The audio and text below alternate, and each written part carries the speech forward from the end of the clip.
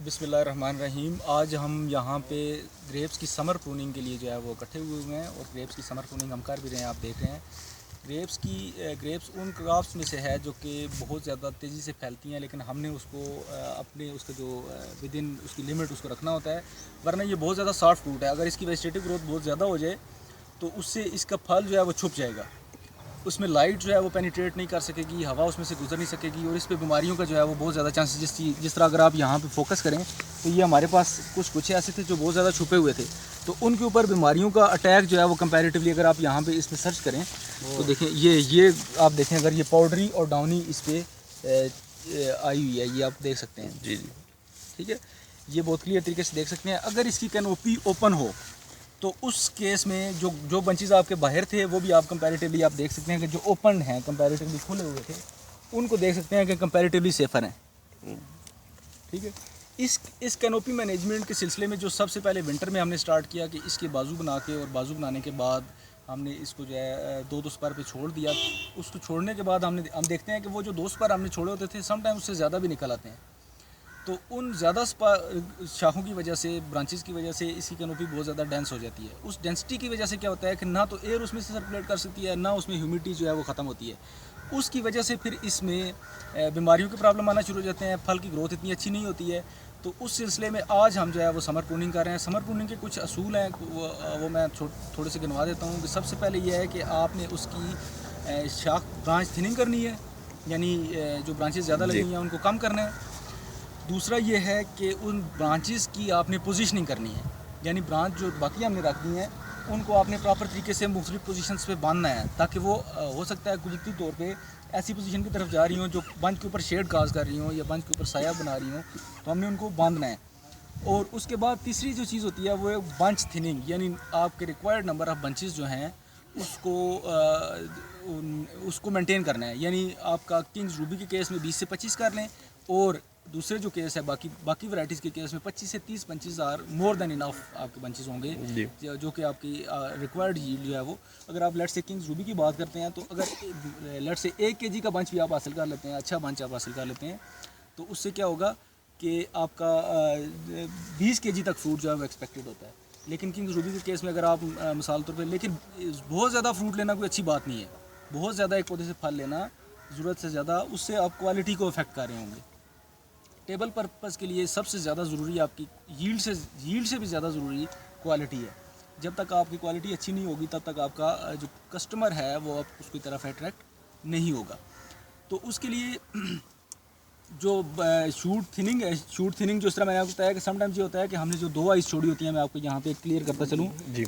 Sometimes हमने जो यहाँ पे 2 आइस छोड़ी थी, मिसाल तो भाई ये रॉन्ग हुई है, लेकिन यहाँ पे सामने यही है, तो इससे 3 निकले हैं हमारे पास, ऑफ शूट निकले हैं। तो उस जो तीसरा निकलता है, जो वहाँ से 1 से ज़्यादा निकल आता है, तो उस सूरत में क्या होता है कि वो शाख इतनी ज़्यादा मजबूत नहीं होती जी, ना ही उसके ऊपर इतने ज़्यादा बंचेस वगैरह लगते हैं। अगर लगता भी है तो वीक बंच उसके ऊपर लगता है, तो उसको हमने ख़त्म कर देना होता है।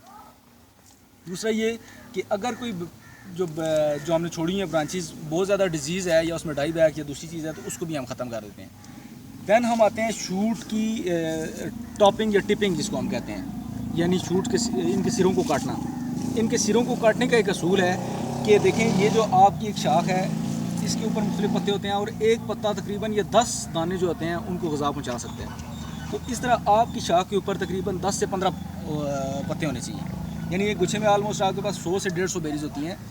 तो उसके लिए आपको तकरीबन 10 से 15 पत्ते एक शाख के ऊपर होने चाहिए। और ये शाख इस तरह से अगर आप करें ना तो 110 सेंटीमीटर या तकरीबन सवा मीटर के हिसाब से आप उसको रख के बाकी आगे से आप उसको काट दें।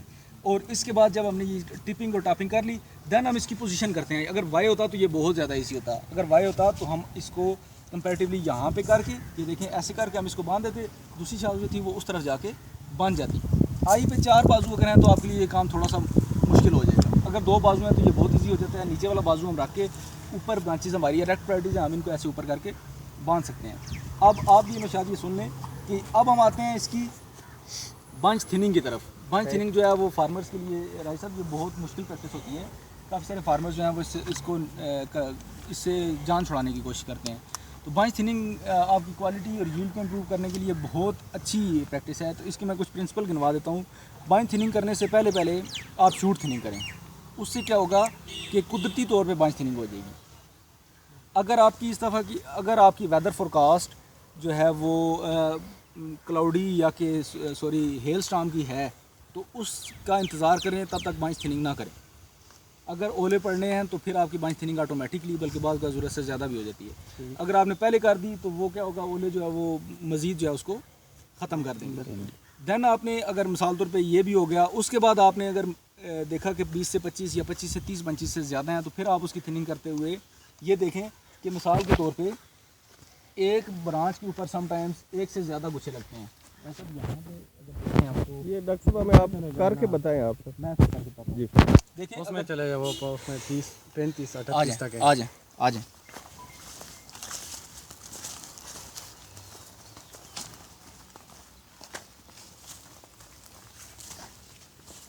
समटाइम्स एक ब्रांच के ऊपर मैं आपको एक एक करके प्रिंसिपल बता रहा हूँ ताकि थोड़ा सा कंपैरेटिवली इजी हो जाए।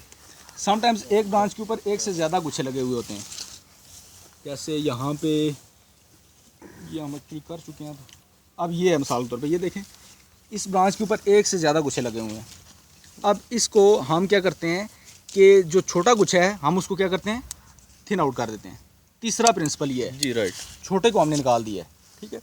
अब अगर मज़ीद गुच्छे बच गए हैं तो फिर आपने ये करना है कि इस इतराफ़ से शुरू होना है। मिसाल के तौर पे आपने उस मज़ीद थिन करना है तो यहाँ से काटते जाएं, अपने नंबर ऑफ़ बंचेस जो है वो कम करते हैं। इस तरफ से भी तरफ से उस तरफ कोशिश करें कि आपका फ्रूट ज़्यादा जो कंसनट्रेट करे वो दरमियान में करे। जी ठीक। ये जिस तरह से मैं आपको पॉइंट बता रहा हूँ थिनिंग करते हुए, ये सारे के सारे आपने मद्देनज़र रखने हैं, यानी फ्रूट आपका दरमियान में रहे। फिर भी अगर बच रहे हैं तो फिर आपने ये करना है कि जो इसमें जो लास्ट पॉइंट था कि अगर मिसाल के तौर पे एक ब्रांच के ऊपर दो गुच्छे लगे हुए हैं और दोनों हेल्दी हैं, मिसाल तौर पे मिसाल तो फॉर एग्जांपल हम करते हैं, यहाँ पे नहीं है, अगर ये यहाँ पे भी गुच्छा लगा हुआ है और इसके ऊपर भी गुच्छा लगा हुआ है और दोनों हेल्दी हैं, फिर आपने वो गुच्छा रखना है जो नज़दीकी हो।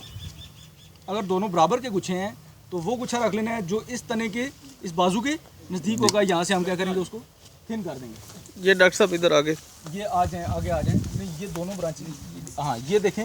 अब मिसाल के तौर पे ये आलमोस्ट बंचेस दोनों एक तरह के हैं, ठीक है, दोनों आलमोस्ट बंचेस एक तरह के हैं। अब यहाँ पे आप डिसीजन लें और ये करना ही आपने है कि ये वाला ये जो बंच है आपका ये बाजू के नज़दीक है। जी ठीक। आप देखें इसको रख के जो बाजू से दूर वाला है उसको हम क्या करेंगे, थिन आउट कर देंगे। ये आपका जो है वो हो जाएगा, इससे ज़्यादा खुराक उसको मिलेगी।